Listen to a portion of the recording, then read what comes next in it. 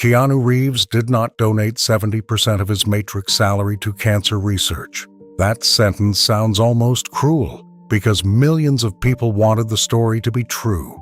For years, the number traveled across the internet like a modern legend.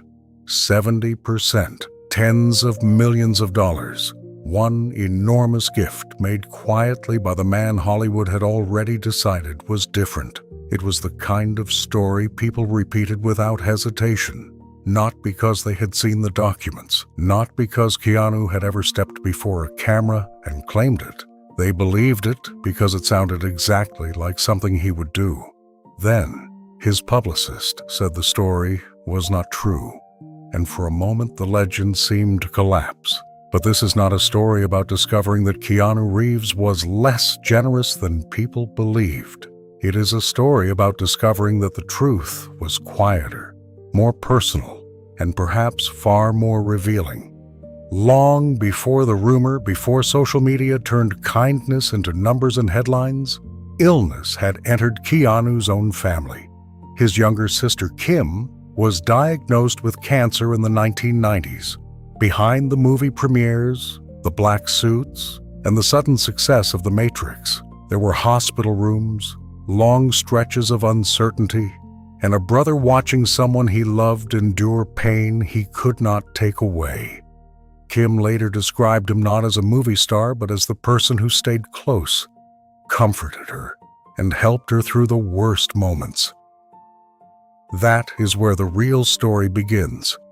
Not with a giant ceremonial check, not with a number large enough to impress strangers, but with a chair beside a bed, with a hand held when there was nothing useful left to say, and with a lesson Keanu appears to have carried for years.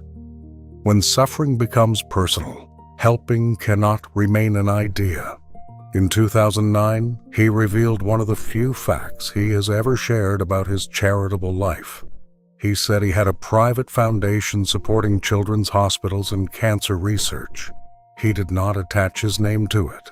He simply allowed the work to continue without turning himself into its public face. Think about that choice.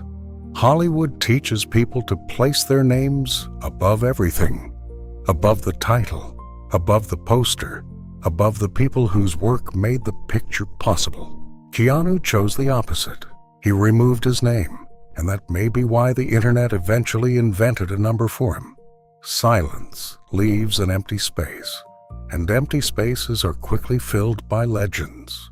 But the question is not why the false story spread. The deeper question is what Keanu was protecting by remaining silent. Because behind that private foundation, behind his sister's illness, and behind the fortune created by The Matrix, there was a decision he almost never explained. A decision about money, memory, and the difference between being seen doing good and simply doing it. And to understand that decision, we have to return to the moment when Keanu Reeves became rich enough for the world to start counting what he gave away. The first Matrix film did more than make Keanu Reeves famous. It placed him at the center of one of the most valuable new franchises in Hollywood. The movie had been a risk. Its story was strange. Its philosophy was dense. And no one could be certain that audiences would follow a hero who spent half the film questioning whether his world was real. Then the film opened, and suddenly the questions disappeared. The Matrix became a global success. Keanu's contract included a share of the film's earnings, and reports placed his total compensation from the first movie at around $35 million. It was the kind of money that changes how everyone looks at you. Agents see leverage, studios see a franchise. Strangers begin to study what you buy, what you keep, and what you give away. But Keanu had already shown that money was not the only thing he measured. Before The Matrix, he reportedly reduced his own salary so that producers could afford Al Pacino for The Devil's Advocate. He later did something similar so Gene Hackman could join The Replacements. These were not donations to cancer research. They were professional choices. But they revealed a pattern the public would later turn into something much larger.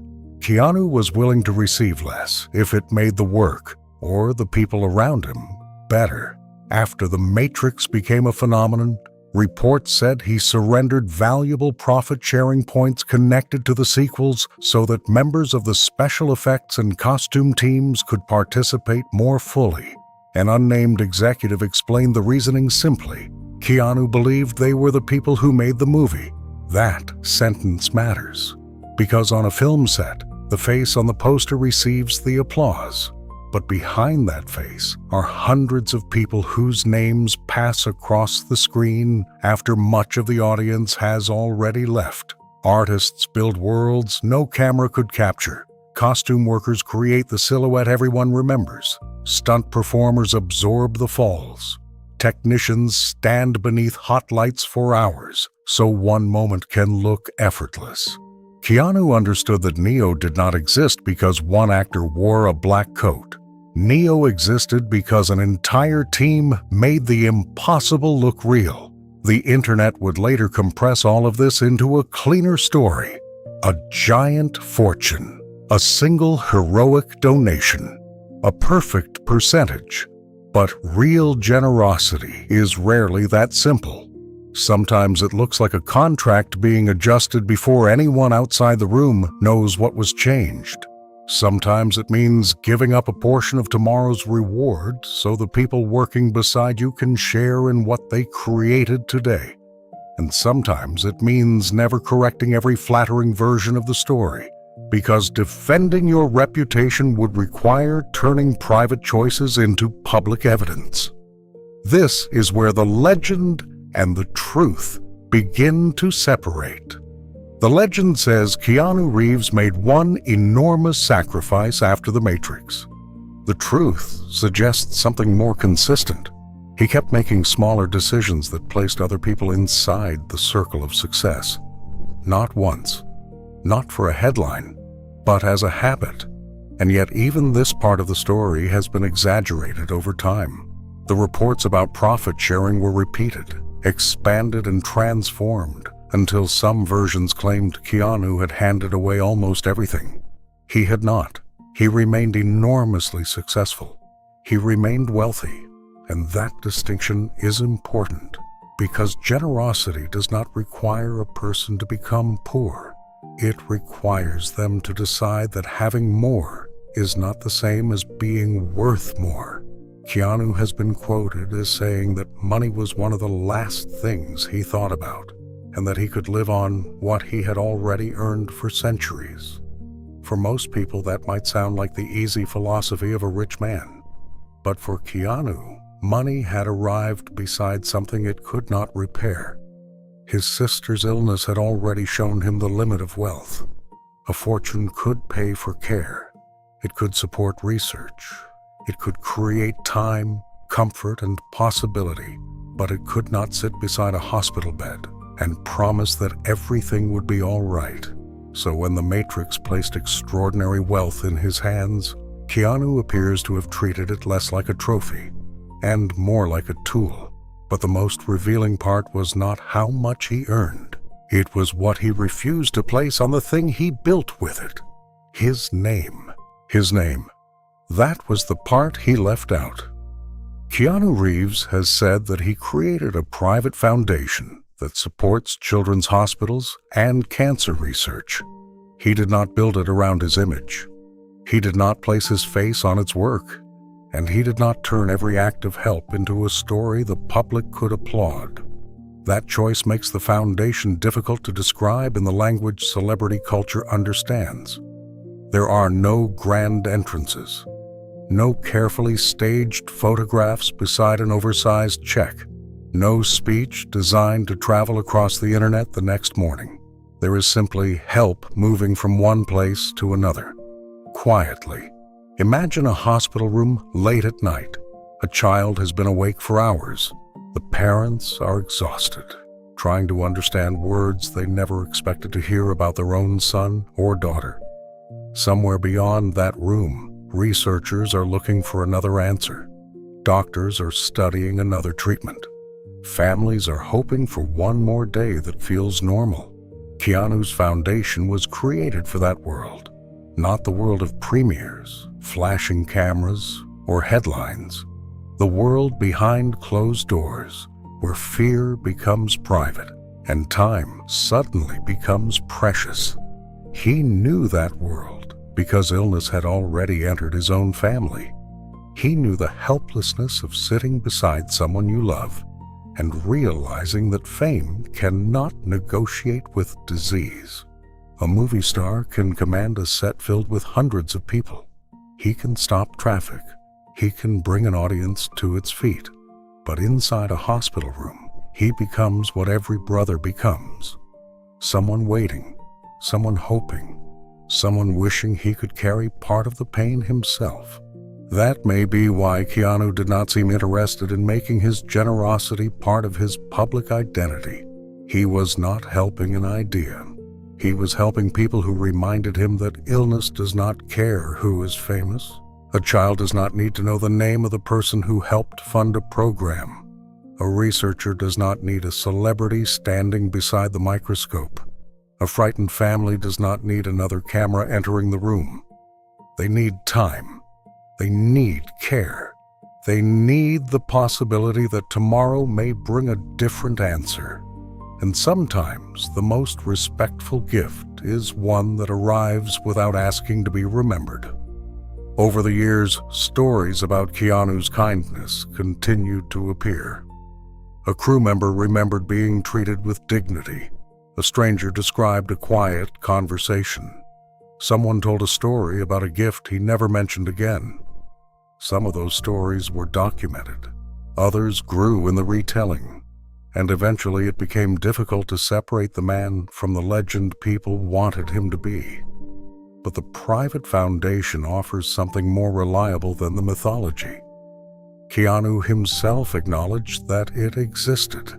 He acknowledged what it supported, and then he returned it to privacy. That silence was not emptiness. It was a boundary. It protected the people receiving the help from becoming evidence in a story about him. It protected his sister's experience from becoming a marketing device.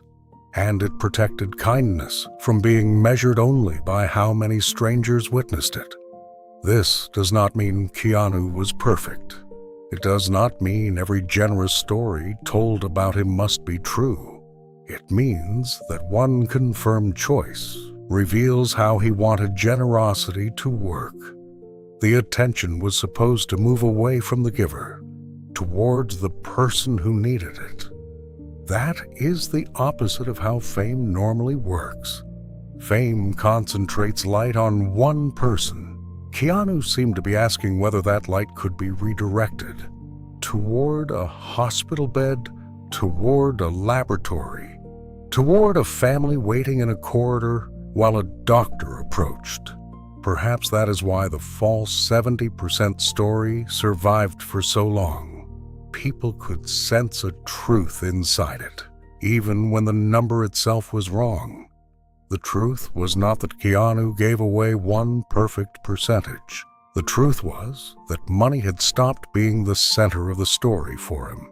It became a way to create distance between suffering and despair, a way to support work he could not perform himself, a way to stand beside people he would never meet.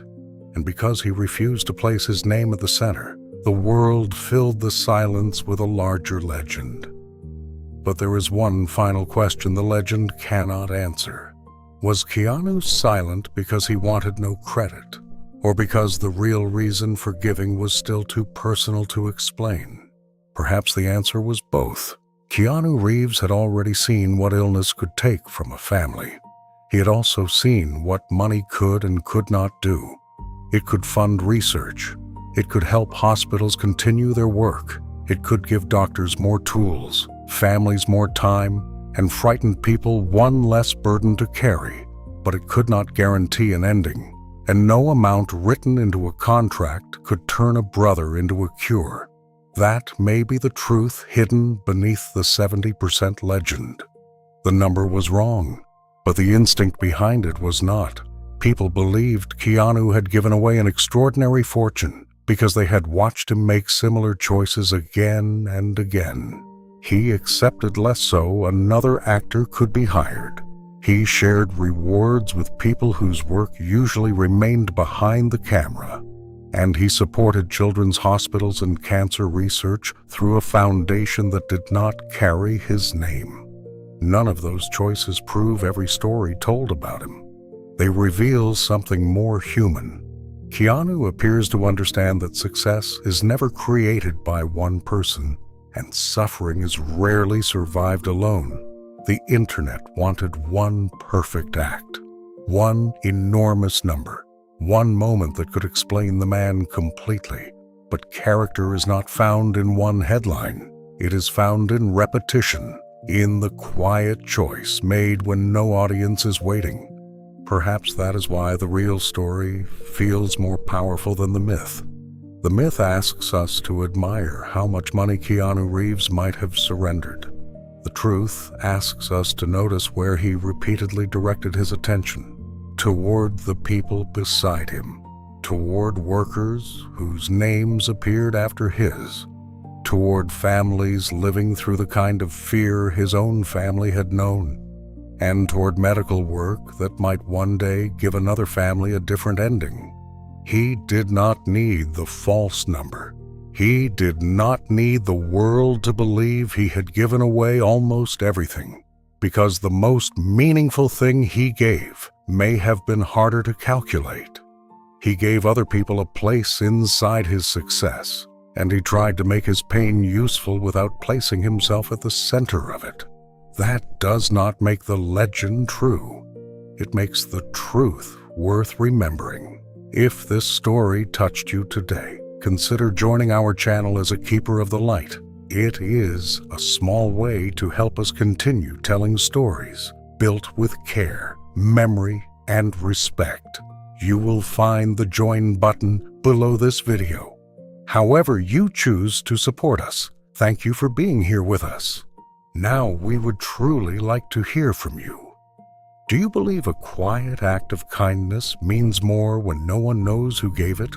Or should these stories be shared so they inspire others to do the same? Tell us what you think in the comments. Stay with us. Help us keep his light alive.